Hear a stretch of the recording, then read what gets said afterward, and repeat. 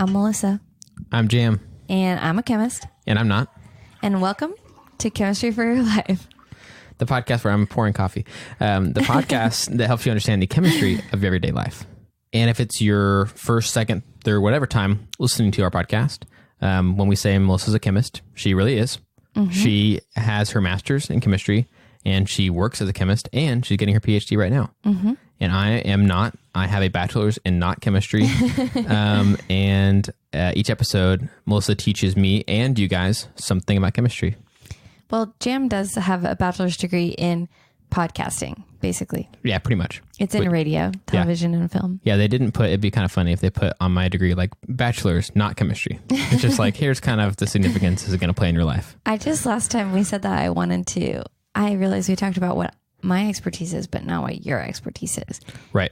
So, and Jim's looking for a job. So if anyone wants to get this crystal clear sound quality, then hire him. Yep. Okay, well. Please. Just kidding. Are you though? No, just don't want to sound desperate. I don't need your job unless you really want me, in which case, I'm just kidding. So I might be losing my voice. I think I am a little hoarse. Mm-hmm. I didn't sleep very well. I was trying to get all my homework done on Sunday night, so my voice is a little hoarse. Also, then I yelled at the hockey game, but not a ton. Yeah. So it's probably the combination of the two. Yeah. So you're just going to have to bear with the little hoarseness in my voice. Not as calming and peaceful as normal. It kind of sounds a little bit more This American Life-y, though. Sometimes you can hear like a lot of crispiness in their voices, you know? Yeah. It's like all this stuff going on. Chapter 1? Act 1? Act 1, that's what it is. Act 1, hoarse vocal cords. Act 2, too much hockey. Act 3, not enough coffee. So good. Okay, but do you want to know what Act 2 is really going to be? Yes, or is it Act 1? No, well, Act 1 is actually that my voice is hoarse. Okay, what's Act 2? It's aluminum foil. Whoa. Okay, so... Aluminium, of course. Aluminium for our British listeners out there. So, but I have a specific thing about aluminum foil that I'd like to talk about. Okay. Okay, so I love salmon. Okay. I don't really like eating meat. Mm-hmm. I was a vegetarian for a while. Mm-hmm. I remember that. Mm-hmm. And the one thing I don't feel bad about is eating salmon because, well, most fish, because I don't really feel like fish have as much feelings as other things.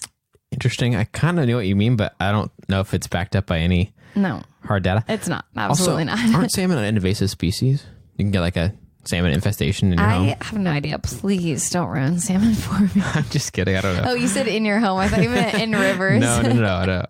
Yeah, they are an invasive species because they're so good. Once you start eating them, you can't They start invading your diet. Yeah. And I like the way that they taste so much that I can eat it every single night and not get tired of it. That's good. Which is not true of chicken. Yeah, you got to hang on to that. When you find something like that, when you find someone or something that special, you got to hang on to it or them. Well, in this case, it's salmon. Yeah. So I make a lot of salmon, but I hate doing dishes. Mm-hmm. So instead of using a cookie sheet to bake my salmon on every single time, I have started to use a little piece of aluminum foil and I just fold up the edges to make a little boat and I put my salmon in there and bake it on that and then there's no cleanup. I do the same with lots of vegetables. Well, we cook broccoli several times a week and sometimes peppers as well, and always use aluminum foil. So I'm like very interested to hear what's going to happen when we delve into this topic because it's a very common every week thing I deal with. Nice. So, well, let me ask you this. When you take it out of the oven, do you use your fingers or do you use a hot hand? I put what are those called? Oven hot mitts. Hand. Do you use a hot hand? A hot hand is the thing in the lab that we use to take out glass that's been baking above the boiling point of water so that it'll evaporate that stuff off. I thought you were just struggling pretty hard with thinking of words. It's a silicon thing that's the color of the terracotta soldiers and you take it out with that. Got it. I don't know what terracotta soldiers are. I use an oven mitt because for structure reasons, I put the foil on top of a cookie sheet. Oh. Because several pieces of broccoli or peppers or whatever would make it a little bit like easily flimsy because it's just not one. Yeah. It's not one mass. So that's why I do that. Well, on my salmon, I take it out of the oven, whether it's been cooking at 425 degrees Fahrenheit, I can just reach in there and take it out and plop it on my stovetop. Mm-hmm. Do you know why that is? Also, wait, before you answer, I do want to give a disclaimer. I'm not telling you to try this, and please do not burn your hands and then sue me for it at all. This is something I do, and it's risky. Sometimes it is hot. Most of the time it's not. I don't worry about me, at least. I will not try that. I meant for the listeners at home. Yeah. Like our science experiments. Yes, I could Don't tell try that you were saying to them too, but I definitely won't try that, partly because it just doesn't sound like the kind of thing I want to risk anyway. It's like, I wonder if this is not going to burn me severely. I have wondered many times why it cools so fast, because sometimes what I will do is I'll take it out and then I'll be putting the vegetables onto my plate to eat, and my wife's plate, like we'll be dividing them up, and then I'll wrap up the foil and throw it away. And I'll do that not too long after it's been in the oven, and most, metal things would still be quite hot. The cookie sheet's still hot, for example. Exactly. But I can easily pull up the foil and it's fine. So that is something I have wondered about many times. So let me ask you, what did we learn about things that gain and lose heat quickly? For the listeners at home, please go back to episode 2.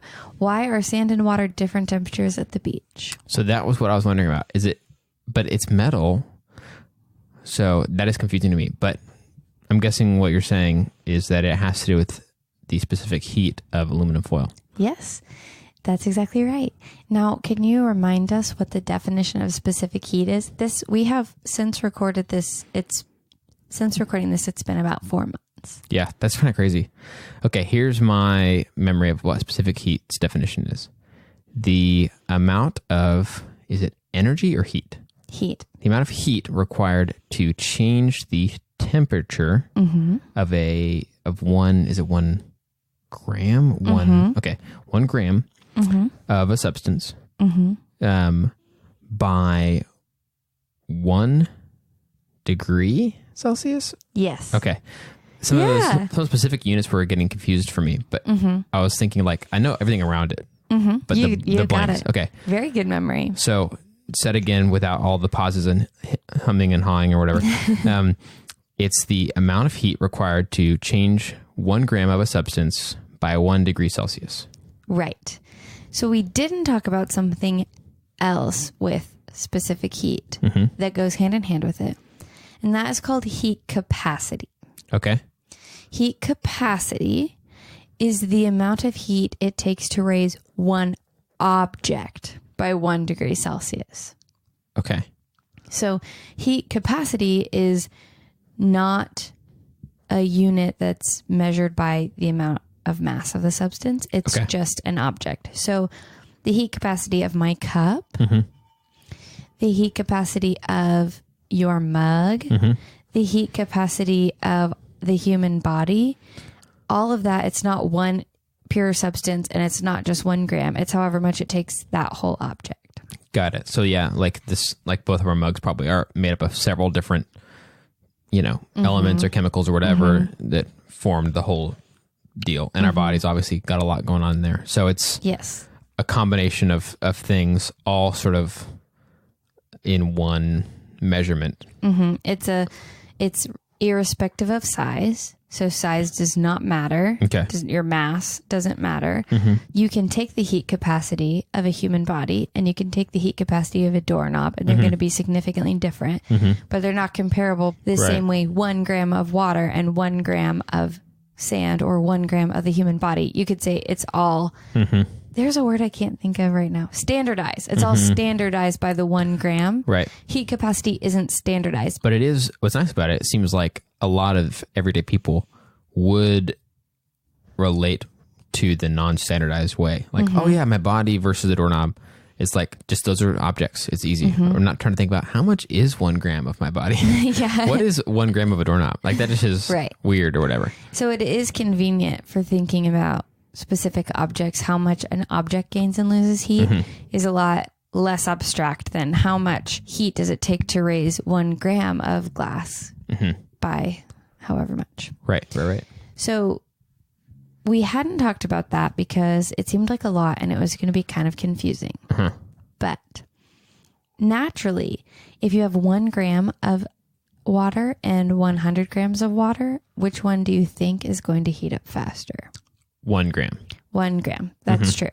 So if you have a larger mass of something, it's going to take more heat to raise the temperature. Right. So it might not actually be because of what the object is made up of. It could just be because one of these objects has more mass than the other. Say like your mug and my mug, mine's smaller. Yes. So it might just be like, that's really it. It's not because of what the chemical makeup or something. Now think about the mass of a sheet of aluminum foil and the mass of an aluminum cooking sheet. Pretty different. Pretty different. Which one has more mass? Definitely the sheet. It's way thicker, rigid. It's got a lot more going on. Yes. So which one of those do you think would require more heat to raise the temperature by 1 degree? The sheet. The cookie sheet. That's right. Not the foil. Sorry. Yeah, the cookie sheet. I should say that. Yeah. That is kind of confusing because then it's like a sheet. You could say sheet of foil. Yes. The cookie sheet. The pan. Yes. Whatever you want to say. The aluminum pan. Yep. Okay. So now you know all of the things you need to know to think through why that aluminum foil cools down so fast. Okay. So when I open my oven to take out my salmon, the heat is no longer being put in. I turn my oven off. I open the door. Not immediately, very quickly, the aluminum foil is beginning to give off all the heat that it's taken in because it has a low heat capacity. Because it doesn't have very many like shelves to store the energy. That illustration you used in the past. Yes, but in this case, the reason the aluminum foil is gaining and losing heat more quickly is because than say an aluminum pan is because its mass is so small. Got it. Okay. Got it. So you have this sheet of aluminum foil. Heat has been putting into it. It increased its temperature very quickly. And then you turn the oven off, open the oven door, and immediately it starts giving off its heat. Right. Because heat's not being put into it anymore. So it's like, yeah. And it didn't have the capacity to take in very much heat. Right. So it's not giving off a ton of heat either. Eventually it reaches the same temperature as the oven, and that was that. So that's one thing to think about why it's immediately getting cooler. Okay. There's one other level to it. What's that? The heat capacity of the thing touching it. The thing touching mean that the thing you're cooking? No, the thing that you're touching it with that it doesn't feel hot. Your hands. Yes. Okay. So the specific heat is about less than 1. It's 0.8, 0.9. The specific heat of water is around 4. Okay. So for like what? Like what's the unit? If the unit is joule per Kelvin gram. That sounds expensive. Or joule per Kelvin kilogram. Okay. I get it. Joule. It took me a second. I know it's not spelled that way. So it's basically takes more joules per gram and Celsius does it take to raise heat. So we're talking 4 for water. And so it takes more. And then less than 1 for aluminum foil. So if there is not very many joules or not very much heat in aluminum foil, and then you touch it with your hands, which have a high water content, and then you touch it with your hands, this aluminum foil, if you touch it with your hands with their higher heat capacity, the heat that transfers out of that aluminum foil may not feel very hot to you, even if it's a higher temperature. Okay, got it. So there's a weird kind of divide between how hot it really is and how hot it feels to us because we are not like a perfect measurer. Yes. Our hands are not perfect measurers. And we talked about this at the time. Heat and temperature are different. So if the temperature of the aluminum foil is 100 degrees Celsius and the temperature of water is 100 degrees Celsius, one is going to be letting off a lot more heat to your hand than the other because it took a lot more heat to put into one than the other. Yes. Okay. So it is a high temperature, but it might not contain a ton of heat to be able to transfer. So there's 2 reasons that the aluminum foil does not feel very hot when you take it out of the oven. So I think I got it. Okay. So it sounds like the 2 reasons are this. First, I'm going to do the specific heat one first. Okay. Because that kind of tracks with my chemistry arc of learning. Yes. So if you take the specific heat, which is the amount of heat required to raise the temperature of 1 gram of a substance by 1 degree Celsius Yes. of aluminum foil versus our hands, which have a high water content. They've got other things going on too. The aluminum foil's specific heat is pretty low. Yes. It's less than 1 Yes. of the unit. And then just as a kind of relative thing or whatever, our hands and water is like 4. So it's like, that's a pretty big difference. Even if the aluminum foil is pretty hot still, because that's such a low specific heat, our feeling of the heat would be pretty different than its actual temperature. So say it's like hot because it would take a lot more for our hands to feel the temperature, feel the heat. Even if it is pretty hot, we might not feel it, is one thing. Can I say, you keep saying hot, and I think you mean temperature. Yes. So even though it is a pretty high temperature, we don't feel the heat the same way. Right. Yes. Even if it's pretty high temperature. Exactly. Yeah. Because you're right. Hot is like kind of like a feel term. Yes. What I mean is even if it is hot temperature wise, it actually has a high temperature. We might not feel it. Great. Second That's a one, little confusing, but I think you got it. I think, it's clear that I'm trying to regurgitate that I get it, but it's not probably the way that anyone should probably teach it. But that's my way of connecting some dots. Well, actually, I got some listener feedback that you're saying it. It was shout out Isabel H. She said, when Jam says it, then it puts it in terms that I could use to communicate to someone else. She liked it a lot because she was able to take my chemistry jargon translated through your non-jargon out into the world. Got it. That's very good. I'm glad it's not just me trying to re-say it to make sure I get it. I'm glad it's useful to you guys. So that's excellent. Okay, the second half of this would be the heat capacity part. And that is that the aluminum foil, if you compare it to even just like a cookie sheet that you might use instead, depending on what you're cooking, it has so much less mass. So just picking some random numbers, pretend that 1 sheet of aluminum foil you might use to cook your salmon is like 20 grams. And then imagine probably almost every cookie sheet would be something more like 100 grams, something like that. Probably more than that even, but yes. Okay. So at least, like in that divide, it's already 5 times different, but probably more. So there's just a lot more mass, even if they're like the same exact makeup, because the aluminum foil sheet has so much less mass, the amount of heat that it would require to raise the aluminum foil by 1 degree, it would just require so much less. You have a lot less of a thing to heat up.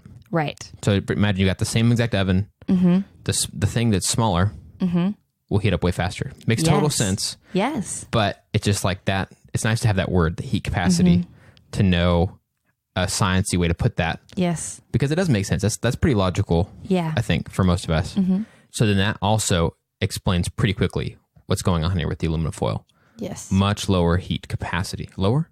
Yeah, lower heat capacity because it's so small. So then on the opposite, whenever it's cooling back down, Yes. it'd also be really fast Yeah. That's compared to the exactly. pan, which you could burn yourself on a pan after it's been sitting out Yes. of the oven for a little bit because it might retain that heat longer. Yeah. So that's pretty intuitive, but it's really cool having that like understanding of it. Yep. That's it. So you got it. You know now that specific heat is standardized by 1 gram. You know that heat capacity is of a whole object. And you know that the differential between specific heat in aluminum foil and our hands causes it to feel less hot. And that more energy is required physically to raise the temperature of the pan than the foil sheet. So less energy has to come out, so it cools down faster. Yeah. I mean, that's awesome. And Isn't that so cool that you know why? yeah. And it's just crazy too, 'cause I think a lot of times I just assumed that like it was some unique thing about aluminum foil. Like, oh, they figured this out. You know, it's like you use it and then it's suddenly cool when you're throwing it away or whatever. Yeah. And it's not hot like you might expect it to be. And you're like, oh, okay, I guess that's what the scientists did when they made this thing. I don't know. You just think, I just kind of filled in the blank with that must just be by design instead of thinking really like, why is that the case? I think you could do that with any metal with a low heat capacity or a low specific heat if you turned it into a foil sheet. Interesting. And you know what else? What? There was not a lot of information about this available. So I thought for sure they would use this example all over the place, but there was not a ton. And I actually had to consult with other scientists to make sure my thinking was correct. Got it. It was very interesting. Yeah. It was a fun journey for me as well. I mean, that's cool. So not very many people think of it like that. They have the same experience as you. Huh. Interesting, huh? Yeah. I feel that I've learned so much from researching for this podcast. Yeah. It's been really fun. And it's awesome. And to make sure that like, it makes sense that you have to make sure that before you pump out some knowledge to the world, that you're checking with either a reference or your colleagues or whatever. Yeah. Makes sense. That would be a learning experience, not just the homework required, but then the like collaboration. Yeah. I did find a really cool paper published in 1933 about aluminum foil. So that was fun. Dang. Interesting. But it did not help me in this. It was they were just like, fun to read. They were like, hear ye, we. Yeah, it was written in old timey font for the old timey computers. They're like 7 years ago. And while we're talking about that, I had so much fun learning. I'm going to say my thankful before you get to say you're thankful. Perfect.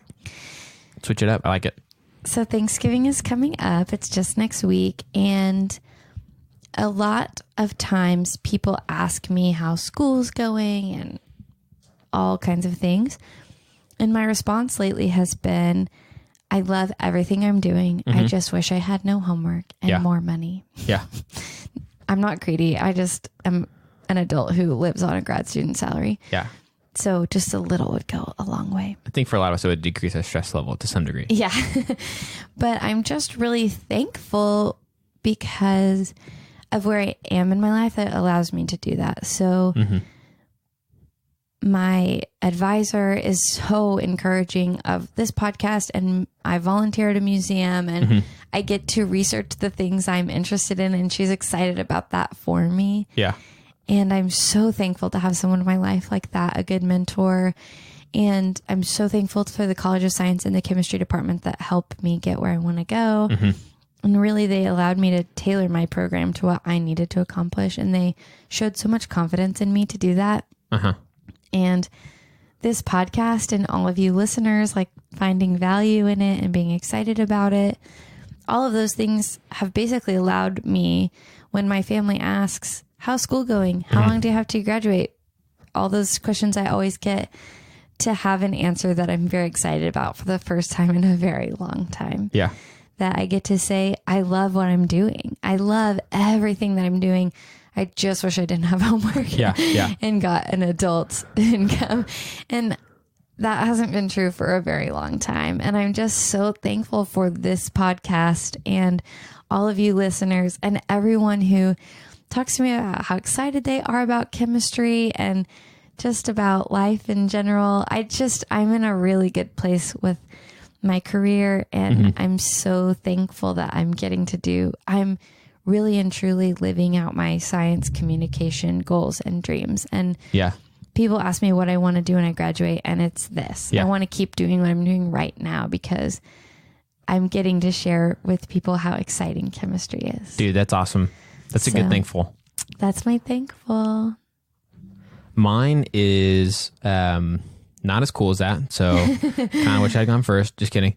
I have had I've been thankful the past couple weeks for getting to do some work I've been doing some freelance work for a company in the UK Nice. And it's just been a couple projects here and there, but that's been really cool. Mm-hmm. There's actually some interesting chemistry stuff that seems like they do that I'll have to ask you about at some point. But We love the UK here. yes, we on do. Chemistry for Your Life. Yep. In fact, so much that we made sure to say aluminium at the very beginning. Mm-hmm. So, but sorry, you had to hear it the other way the rest of the episode.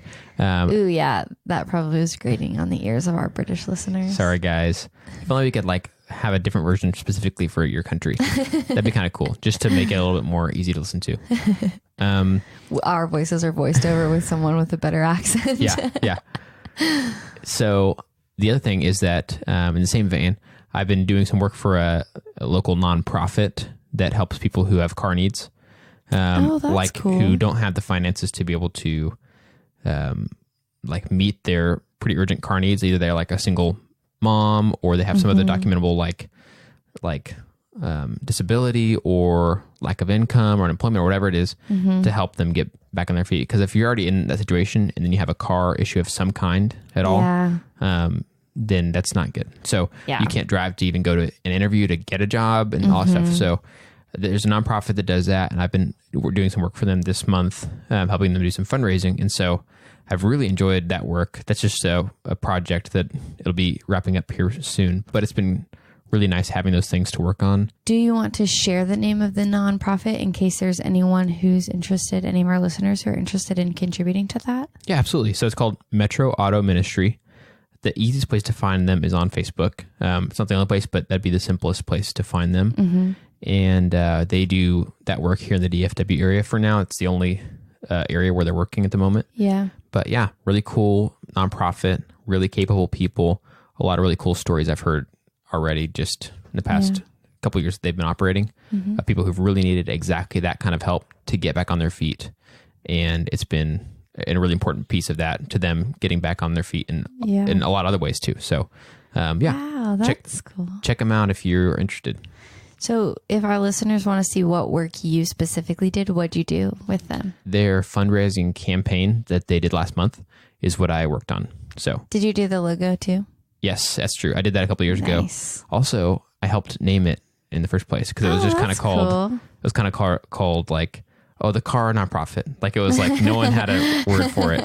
So That's cool. Yeah. And also GM did our intro song and did our logo and does all the digital things that you ever see. So this is kind of the episode where we showcase my work as if it's a resume, and then hoping that some listener out there wants me to do that stuff for them. that was not my intention, but if I was listening to a podcast and I got to learn more about what one of the hosts did in their everyday life, I would think it was really fun. So Fair enough. Yeah, we won't do it every in time. case So don't someone worry. thinks it's really fun, Yeah. they'll get the opportunity to look into that. So. Yeah. So that was mine. Thanks you guys so much for listening. A quick update on our listenership around the world. We added a new country this week, Kazakhstan, in Central Asia area. We got some downloads there, which is pretty awesome. Brand new to our podcast. So thank you guys for listening. Yes, thank you. It's very close to Russia, and one of my favorite hockey goalies was born there. I've been to Central Asia before, and that area is so pretty. So Kazakhstan, glad you guys are listening. Thanks so much for doing that on the other side of the world. Yes, thank you so much. And also thanks to my references. I was able to find a very cool website, scienceline.ucsb.edu.